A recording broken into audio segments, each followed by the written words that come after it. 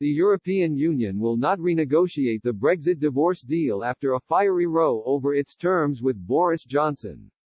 European Commission Vice President Maros Sefcovic said the bloc expects nothing more, nothing less than for the terms of the UK's EU withdrawal agreement to be fully implemented before the end of the year. Ahead of a crunch meeting with European ministers, the top Eurocrat said, the EU believes in calm, constructive cooperation through the channels created through the withdrawal agreement.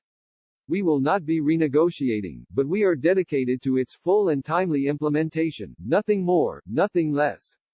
Mr. Sefcovic will meet Cabinet Office Minister Michael Gove next week to continue discussions on the government's internal market bill.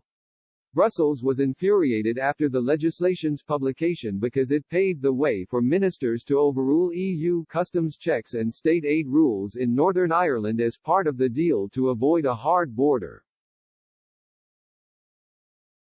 The bloc has threatened to walk away from the trade talks with Britain unless the Prime Minister scraps or amends the bill by the end of the month. But Michel Barnier, the EU's chief Brexit negotiator, is expected to continue wrangling over a free trade agreement with his British counterpart Lord Frost despite the warning.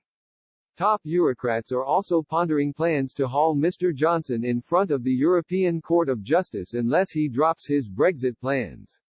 This could see Britain hit with lump sum fines or trade and agriculture sanctions, according to advice issued by EU lawyers. Michael Roth, Germany's European Affairs Minister, said, "We are really disappointed about the results of the negotiations so far.